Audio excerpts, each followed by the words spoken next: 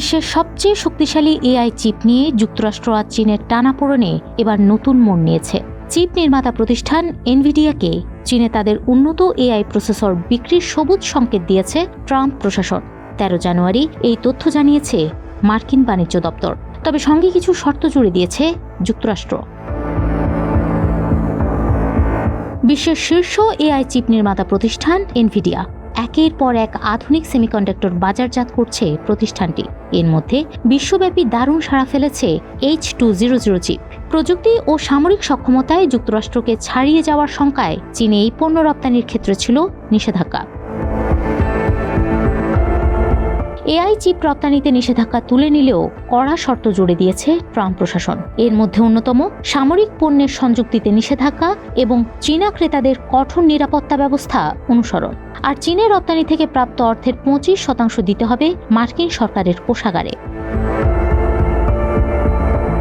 বাণিজ্য দপ্তরের bureau of industry and security জানায়, সংশোধিত রপ্তানি নীতি H200 চিপের পাশাপাশি তুলনামূলকভাবে কম উন্নত প্রসেসরের ক্ষেত্রেও প্রযোজ্য হবে। তবে চীনা ক্রেতাদের চিপ ব্যবহারের যথাযথ নিরাপত্তা নিশ্চিত করতে হবে। চীনা দূতাবাসের মুখপাত্র লিউ পেংইউ জানান, বরাবরই প্রযুক্তি ও বাণিজ্য ইস্যুকে রাজনৈতিককরণ ও অস্ত্রীকরণ বিরোধিতা করে আসছে বেইজিং। আমরা চীনকে কুক্ষিগত ও সীমাবদ্ধ করার বিরোধিতা করি, যা শিল্প বাণিজ্য ও সরবরাহ শৃঙ্খলের স্থিতিশীলতা ব্যাহত করে। এই পন্থা উভয় পক্ষের স্বার্থের পরিপন্থী। 2025 সালের জুলাইয়ে চিপ বিক্রির নিষেধাজ্ঞা তুলে নিলেও এনভিডিয়াকে চীন থেকে অর্জিত আয়ের একটি অংশ সরকারকে দেওয়ার শর্ত দিয়েছিলেন ট্রাম্প। এর পরিপ্রেক্ষিতে প্রযুক্তি কোম্পানিগুলোকে এনভিডিয়ার চিপ বয়কট করে দেশি সেমিকন্ডাক্টরকে অগ্রাধিকার দেওয়ার নির্দেশ দিয়েছিল বেইজিং। নিজস্ব প্রযুক্তি শিল্পকে শক্তিশালী করতেই এই পদক্ষেপ নিয়েছিল চীন। যদিও বিশেষজ্ঞদের মতে চীনের চিপ প্রযুক্তি এখনও যুক্তরাষ্ট্রের তুলনায় অনেক পিছিয়ে। সেমিকন্ডাক্টর বিশ্লেষক ওস্টেন লান্স বলেন, অভ্যন্তরীণ উৎস থেকে বিকল্প এবং শক্তিশালী সেমিকন্ডাক্টর না পাওয়া পর্যন্ত এনভিডিয়া থেকে এআই চিপ সংগ্রহ করবে চীনা প্রতিষ্ঠানগুলো। চীন থেকে আয়ের 25% যুক্তরাষ্ট্রের সরকারি রাজস্বে জমা দিলেও ভালো মুনাফা হবে এনভিডিয়ার।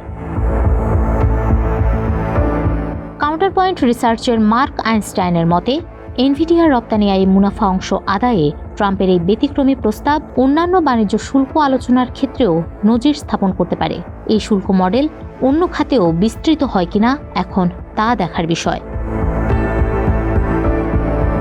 এদিকে 14 জানুয়ারি রয়টার্সের এক প্রতিবেদনে জানানো হয়, এনভিডিয়ার H200 এআই চিপ চীনে প্রবেশের অনুমতি দেয়নি কাস্টমস কর্তৃপক্ষ। 13 জানুয়ারি এক বৈঠকে মার্কিন প্রতিষ্ঠানটি থেকে এআই চিপ না কিনতে দেশীয় প্রযুক্তি জায়ান্টদের নির্দেশনা দেয় শি জিনপিং প্রশাসন। প্রেক্ষাপট পরিবর্তন হলে ভবিষ্যতে এই নিষেধাজ্ঞা প্রত্যাহার করতে পারে বলে ধারণা প্রযুক্তি খাত সংশ্লিষ্টদের।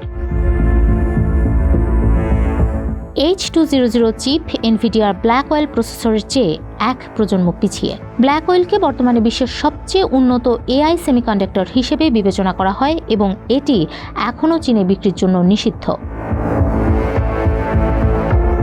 এআই দৌড়ে যুক্তরাষ্ট্র আর চীনের লড়াই দীর্ঘদিনের।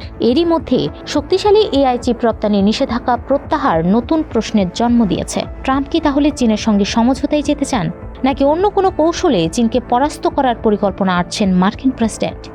খুব শিগগিরই হয়তো এমন প্রশ্নের উত্তর মিলবে।